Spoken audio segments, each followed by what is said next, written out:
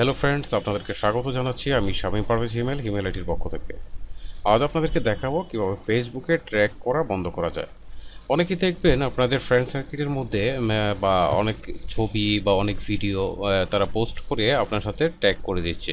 এটা আসলে খুব বিরক্তির একটা কারণ। আমি অনেককেই দেখেছি যে যারা ফেসবুকে সাথে যারা আমাকে অযথা ট্যাগ করবেন তাদেরকে ব্লক করে দিব।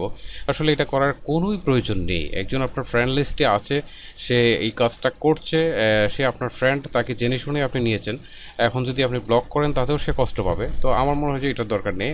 আপনি যে কাজটা করতে পারেন, ফেসবুকে একটা অপশন আছে যে আপনি এই ট্যাগটাকে বন্ধ করে রাখতে পারেন। আবার দেখা গেল যে হ্যাঁ, ট্যাগ করবে আপনাকে, এটা স্বাভাবিক। যখন আপনি যে ট্যাগটাকে ট্যাগ করার সাথে সাথে আপনি একটা নোটিফিকেশন পাবেন বন্ধ করে রাখলেও। তো আপনি যদি মনে করেন যে এটাকে অ্যাপ্রুভ দেওয়া যায় তাহলে অ্যাপ্রুভ দিতে পারেন। তো এটাই হচ্ছে মূল বিষয়। তো চলুন কীভাবে করবেন সেটা দেখাই। আমি প্রথমে ফেসবুকে ঢুকি। তো এটা হচ্ছে আমার ফেসবুকের প্রোফাইল। তারপর হচ্ছে এখান থেকে ক্লিক করে জাস্ট সেটিংসে যাবেন। সেটিংস থেকে তারপর হচ্ছে টাইমলাইন অ্যান্ড ট্র্যাকিংয়ে গিয়ে যে কাজটা করবেন সেটা হচ্ছে এইখানে 2 নম্বর যে অপশনটা রয়েছে, হয় যখন you are attracted in a post who do you want to add to your audience of the post if they can not already see it. তো এখানে ক্লিক দেবেন।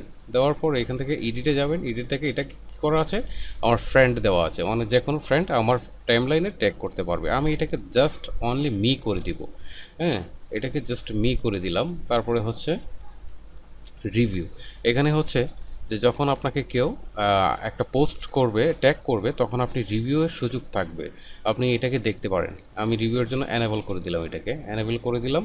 এনেবল করে দিয়ে দিলাম। এখন হচ্ছে যে আপনাকে যখন কেউ পোস্ট ট্যাগ করবে তখন আপনার টাইমলাইনে একটা নোটিফিকেশন আসবে। নোটিফিকেশন ক্লিক দেওয়ার পর এইরকম একটা অপশন দেখাবে অ্যাড টু টাইমলাইন। তখন আপনি অ্যাড টু টাইমলাইনে দিলে আপনার এইটা যে সে যেটা ট্যাগ করেছে এটা আপনার টাইমলাইনে চলে আসবে। এটাই হচ্ছে এখানে মূল বিষয়। এটা খুব সিম্পল একটা বিষয়। তো এইটা করে সেভ বা অন্য কিছু দিতে হয় না, জাস্ট এইটুক করলে এটা অটোমেটিক এটা চালু হয়ে যায়। তো আমি এটাকে করে দিলাম। তারপরে ফেসবুকের আরও অনেক বিষয় রয়েছে। তারপরে হচ্ছে কীভাবে নাম্বার হাইড করবেন, তো সেই বিষয়টা আমি পরবর্তী টিউটোরিয়ালে দেখাবো। আর ফেসবুকের আরও অনেক টিপস রয়েছে, আমি টিপসগুলো আস্তে আস্তে আপনাদেরকে দিব। আপনারা যদি আমার এই ভিডিওটাকে ভালো লেগে থাকে আপনাদের, তাহলে অবশ্যই আপনারা আমার চ্যানেলটিকে সাবস্ক্রাইব করে রাখবেন। আর ভিডিওটা যদি ভালো লাগে তাহলে ভিডিওটা নিচে একটা লাইক দিবেন।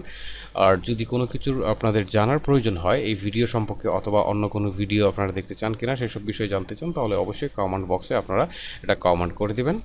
ধন্যবাদ যারা এতক্ষণ ধৈর্য সহকারে ভিডিওটা দেখেছেন, সবাইকে।